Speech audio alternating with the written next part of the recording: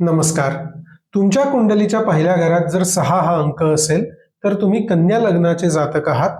आज आपण गुरुजींकडून जाणून घेणार आहोत की मे महिना तुमच्यासाठी नेमका कसा असणार आहे.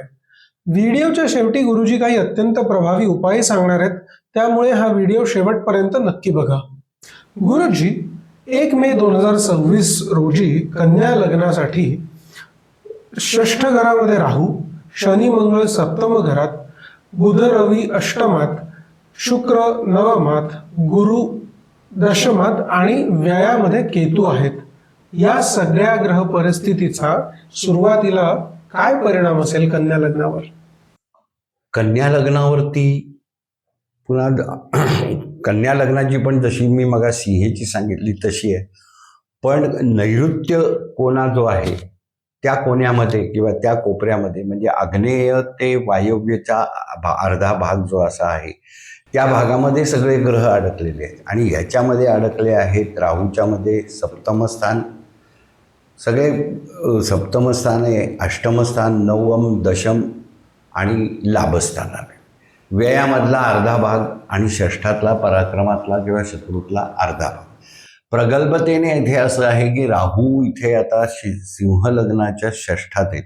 त्यामुळे 1 मेला परिस्थिती असेल की यांचे प्रतिस्पर्धी खूप कन्या लग्नाच्या जातकांचे प्रतिस्पर्धी खूप वाढले असतील. विशेषतः जे स्पर्धात्मक क्षेत्रामध्ये जे काम करतायत किंवा ज्यांचा व्यवसाय हा स्पर्धात्मक, एखाद्या गावामध्ये खूप वेगवेगळ्या प्रकारचे व्यावसायिक असतात आणि एखादा व्यवसाय खूप जण करत असतात.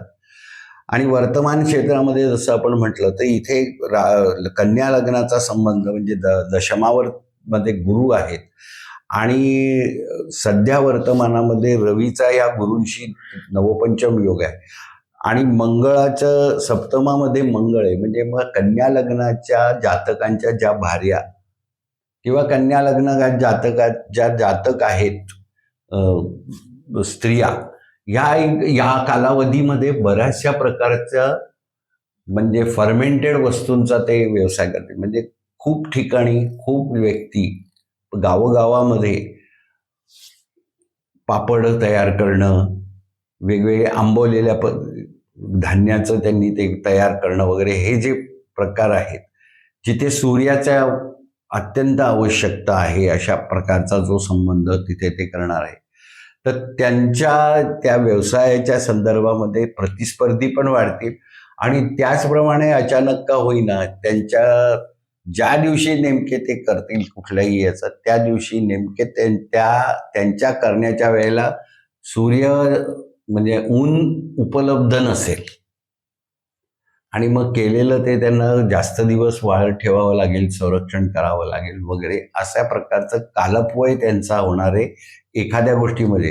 त्याच प्रमाणात काय आहे की म्हणून त्यांनी असं करावं की जे आतमध्ये बसून सुद्धा जिथे उन्हाची आवश्यकता नाही आहे अशा प्रकारचे जे व्यवसाय करतील त्यांचीच चलती राहील. उदाहरणार्थ उडदाचे पापड घरामध्ये बसून करणं, शेवया, असे हा एक मी उदाहरण सांगितलं. तर अशा प्रकारचे जे इतर व्यवसाय असतील की उदाहरणार्थ कपड्यांच्या व्यवसाय आहे, तर कपड्यांच्या व्यवसायामध्ये जे विशेषतः ज्या कपड्यांच्या याला किंवा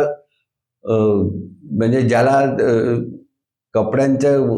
कपड्यांपासून निर्मिती करतात, आपण शिंपी म्हणू, शिंपी किंवा टेलरिंग डिपार्टमेंट्स वगैरे, तर यांच्या ह्याच्यामध्ये सुद्धा प्रतिस्पर्धी खूप वाढतील. आणि ह्याच्यात परत असं आहे की राहू षष्ठात असल्यामुळे कन्या लग्नाच्या जातकाचा समान व्यवसाय करणारे इतर लग्नांची जातकं जरी ते काही नावाजलेले नसले वगैरे तरी पण त्यांचा एकदम अस्तित्व त्यांचं एकदम जागृत आहे. आणि हे जे खरोखरीच याच्यामधले तज्ज्ञ आहेत किंवा ह्यांचं नामांकन आहे मोठ्या मोठ्या संस्थात, मोठ्या मोठ्या व्यावसायिक ज्या शिंपीच्या व्यवसायातले, त्यांना प्रतिस्पर्धी म्हणून हे इतके उभे येतील की त्यांच्याकडे येणार नाही. त्यांच्याकडे ग्राहकांचा फ्लो कमी राहील. कपडे शिवून घेणाऱ्याचे मंडळी जी आहेत किंवा काहींनी काय केलेलं असेल की त्यांनी नव्या ट्रेंडनुसार त्यांनी रेडीमेड गोष्टी तयार करून कपडे ठेवलेले असतील वेगवेगळ्या साईजमध्ये आणि त्याला ग्राहक पूर्वी खूप चांगले येत असतील, पण या 1 महिन्यापासून त्यांच्या लक्षात 1 मे पासून त्यांच्या लक्षात येईल की ग्राहकांचा फ्लो, लग्नाचा सीझन आहे, खरेदीचा सीझन आहे, सणावाराचा काही थोडासा प्रकार आहे, तरी सुद्धा ते त्यांचे ते जे आहेत तो मटेरियल, ते माल त्यांचा विकला जाणार नाही. आणि ही कर्मात्मकनं प्रतिस्पर्धी हे त्यांचे वाढत जातील, त्यांच्याच तोडीचे असतील ते. फक्त एवढंच आहे की ते जास्त प्रसिद्ध नसतील, अशा प्रकारचं हे. दुसरं असं आहे की इथे दशमामध्ये गुरु आहेत आणि ते दशमातल्या गुरूंची दृष्टी पूर्ण ही त्यांच्या तृतीय स्थानावरती आहे, जे बाधित नाही आहे, ऊर्ध्व भागात आहे. आणि परत द्वितीय स्थानावरती त्यांची दृष्टी आहे तुळा राशीवरती. आणि सप्तम पूर्ण दृष्टी स्वराशीवरती आहे, चतुर्थ स्थानावरती. आणि षष्ठ स्थानावरती राहूंवरती दृष्टी आहे. त्यामुळे शिक्षण क्षेत्रातील सुद्धा नामवंत क्लासेस जे घेणारे आहेत त्यांच्याकडे ॲडमिशन्स कमी होतील. आणि जे नव्याने काहीतरी त्यांनी सुरू केल्या आहेत शिकवण्या, की बा आता काही काम नाही आहे तर मुलं मार्गी लागले आहेत, मोठे मोठे झाले, तर मी आता ह्या शिकवण्या घेते. पूर्वी ज्या थोड्या छोट्या छोट्या पहिली दुसरी तिसरीच्या घेतील त्या आता मोठ्या इयत्तेच्या कॉम्पिटिशन्सच्या हे घेतील. दुसरं असं आहे की दशमामधनं गुरुच आहे, तर गुरुचा प्रगल्भ पडतो. त्यामुळे काही काही संस्थांमधले जे काही सेवानिवृत्ती मंडळी असतील ती सुद्धा या व्यवसायाकडे, कन्या लग्नाची, ती सुद्धा या उपक्रमाकडे वळलेली असेल. आणि त्यामुळे तिथे सुद्धा परत जसं प्रतिस्पर्धींचा प्रभाव वाढणार आहे. आणि भाग्येश मात्र भाग्यस्थानात शुक्र असल्यामुळे इथे भाग्यकारक घटना आपसुकच काही काही गोष्टी घडत असणार असल्यामुळे कन्या लग्नाचे जातक थोडेसे आळशी होतील, लक्झरीकडे त्यांचा जास्त कल राहील आणि त्या अनुषंगाने ते पैसा जास्त खर्च करतील. धन्यवाद गुरुजी. आता मंगळ हे 11 मेला मेषेत येतात आहे, बरोबर. म्हणजे सप्तम सोडून ते अष्टमात येतात आहे, जिथे बुध आणि रवी आधीपासूनच आहेत. या ट्रान्झिटचा कन्या लग्नाच्या जातकांवर काय फरक पडेल? स्थानाचं त्याच्यामध्ये महत्व आहे. मंगळ हा तृतीयशयी आहे आणि अष्टमेश पण आहे. तर मंगळाच्या दृष्टीने मंगळाच्या अष्टमातल्या वर्ण भ्रमण ही प्रकृती सुधारेल, कुटुंबामधलं वातावरण सुधारेल, स्थिरता आणेल. एखादं कुटुंब अस्थिर झालेलं असेल काही गोष्टींमुळे, घरातल्या कुठल्या तरी कुटुंबातल्या व्यक्तीच्या कारणामुळे, कन्या लग्नाच्या जातकाचं कुटुंब थोडं सैराभीर झालेलं असावं किंवा काही असं म्हणजे काही महत्त्वाच्या काही गोष्टीचं त्यांना लागत नसावं, ते या भ्रमणामुळे म्हणजे 11 मे नंतर त्या गोष्टी मार्गी लागतील आणि त्या ज्या काही त्याच्यामध्ये अडचणीची जी परिस्थिती असेल ती निवारण होण्याच्या दृष्टीने त्यांना मार्ग सापडेल, कोणी मार्गदर्शक सापडेल आणि त्यांचे कामं 15 मे पर्यंत तर ते मार्गी लागून निवारण होऊन जाईल. धन्यवाद गुरुजी. शुक्र सुद्धा 14 मेला त्यांच्या स्वगृहातून म्हणजे वृषभेतून मिथुनेत येतोय, नवमातून दशमात येतोय. दशमात ऑलरेडी गुरु आहेत. या ट्रान्झिटमुळे कन्या लग्नाच्या लोकांना काय फरक पडेल? आता शुक्र कन्या लग्नाचा द्वितीयश मार्केश पण आहे आणि भाग्येश पण आहे. तो गुरूंजवळ जातो आहे, गुरूंच्यावर संबंधात तो भ्रमण करतो आहे मिथुन राशीमध्ये. तर इथे कर्माचा थोडासा संबंध आहे, कर्मामध्ये आहे, तर कर्मामध्ये भाग्योदय होणार आहे. म्हणजे या ठिकाणी जे विशेषतः विद्यादानाच्या क्षेत्रामध्ये किंवा प्रमोशन्स म्हणजे ज्याला आपण म्हणतो शिक्षकामध्ये प्रोफेसर प्राध्यापक असेल, तर ते जे प्राध्यापक असेल तर तो त्या डिपार्टमेंटचा प्रमुख होण्याचे योग आहेत. किंवा एखादा बरेच वर्षापासून प्राध्यापक आहे, विभागाचा प्रमुख आहे, तर त्याला अचानक प्रमोशन मिळेल. पण या ठिकाणी शुक्र भाग्येश तिथे येणाऱ्यामुळे हा भाग्योदय होईल. पण तो शुक्र मार्केश पण असल्यामुळे इथे या ठिकाणी त्याला थोड्याशा कुठेतरी आर्थिक व्यवहार करण्याची गरज भासेल आणि ही परिस्थिती सर्वसाधारण खाजगी नोकऱ्यांमध्ये पण होईल, मोठ्या मोठ्या कंपन्यांच्या ह्याच्यामध्ये पण होईल आणि विशेषतः ज्या सरकारी ह्याच्यामध्ये सुद्धा होईल की ठीक आहे तुझ्या त्याच्यामध्ये. आणि अडचण येण्याची शक्यता अशी आहे म्हणजे माझे सगळं क्लिअर आहे, माझे CR चांगले आहेत गव्हर्नमेंटच्या ह्याच्यामध्ये आणि मला मिळणार आहे, पण मग ह्याच्यापासून माझ्यापेक्षा मला हे जे उपलब्ध करून देणारे जे काही प्रशासनिक अधिकारी असतील किंवा काय असतील ते म्हणतील याच्यामध्ये काय आहे की याला मिळणारच आहे, आपण याला देणारच आहे, तर मग याचा फायदा उचलून घेऊया आणि मग त्यामुळे ते काहीतरी मार्केश शुक्र तिथे भ्रमण करणार असल्यामुळे ते काहीतरी काड्या म्हणजे काहीतरी मुद्दा काढतील की नाही बुवा हे ह्याच्यामुळे कदाचित तुझं प्रमोशन होणार नाही, पण तू जर म्हणजे मला जर खुश केलंस तर मी तुला हे मिळवून देईल. हे कन्या लग्नाच्या जातकांना अनुभव येईल. आणि अशा वेळेला त्यांनी काय करावं की त्यांनी निश्चितच याच्यामध्ये थोडंसं त्यांना आश्वासित करावं की तुम्ही प्रमोशन्स वगैरे द्या, मी नक्की, शेवटी मी तुमच्याच हाताखाली कामाला आहे किंवा तुमच्याच ह्याच्यामध्ये आहे. तुम्ही माझं पुढे मागे समजा मी जर फुलफिलमेंट केली नाही तर तुम्ही माझं काहीतरी हे करू शकतात, नुकसान करू शकतात. त्यामुळे माझ्यावर विश्वास ठेवा, मी विश्वासास पात्र येईल असं आश्वासन देऊन थोडंफार काय जे असेल तो व्यवहार करण्यास हरकत नाही त्यांनी करावा, ज्यामुळे त्यांना लॉंग लास्टिंग बेनिफिट त्याचा मिळणार आहे. धन्यवाद. बुध आणि रवी सुद्धा 15 मेला वृषभेत येतात आहे.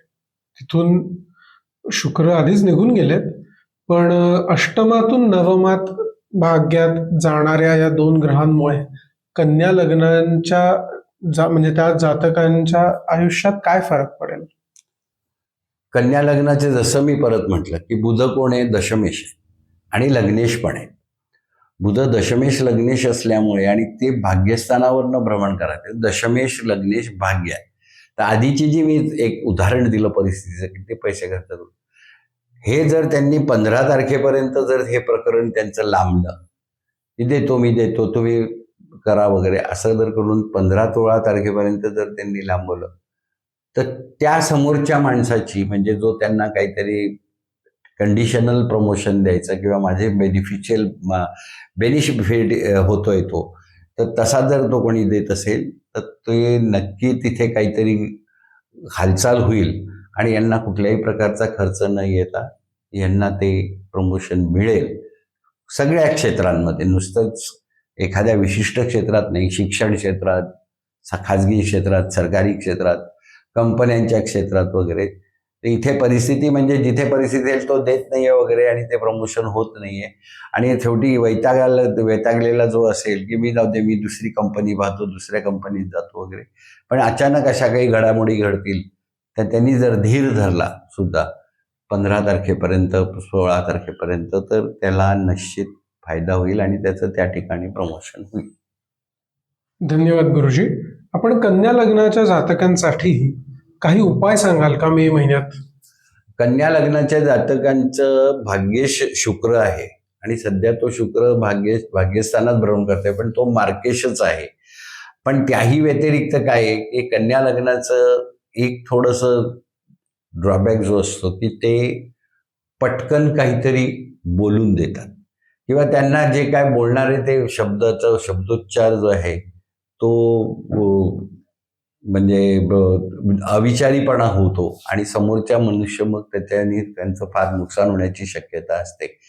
तर हे दशमावरनं परत भ्रमण करणारे आणि वाचेचा कारक आहे, म्हणजे एखादा अधिकारी खूप काहीतरी बोलून जाईल त्याच्या खालच्या स्टाफला आणि नंतर तो त्याच्या इन्क्वायरीला आणि त्याला फेस करण्याचे योग. तर कन्या लग्नाच्या जातकांनी शुक्राच्या रतनासोबत वाचेवरती कंट्रोल ठेवणारं, बुद्धीवरती कंट्रोल ठेवणारं बुधचं, लग्नेश दशमेशचं, कर्मावरती कंट्रोल ठेवणारं, म्हणजे कंट्रोल इन द सेन्स की त्यांनी त्यांच्या सगळ्या पॉझिटिव्ह थॉट्स, पॉझिटिव्ह विचार आणि बोलताना सुद्धा वाचोच्चार करताना सुद्धा त्यांनी जर स्वतःचं नियंत्रण स्वतःवरती ठेवलं तर त्यांचं नुकसान काही होणार नाही. म्हणून त्यांनी करंगळीमध्ये 3.5 रतीचा पाचू घालावा आणि जवळपास 3.5 ते 4 रतीचा पांढरा पुष्कराज किंवा 4 ते 5 रतीचा ओपेल खडा चांदीच्या पदकामध्ये गळ्यामध्ये घालावा, जेणेकरून त्यांचं सगळ्या प्रकारचं सुरळीतता राहील. तो कायमस्वरूपी घालणं आवश्यक आहे. जर त्यांनी आधीपासूनच घातलेला असेल तर हा त्रास त्यांना होणार नाही. धन्यवाद गुरुजी. आपल्या वेळेकरता, आपल्या मार्गदर्शनाकरता. आपल्यालाही गुरुजींना काही प्रश्न विचारायचे असतील तर तुम्ही आम्हाला व्हॉट्सॲपद्वारे संपर्क करू शकता किंवा आम्हाला खालती कॉमेंट्समध्ये लिहू शकता. धन्यवाद.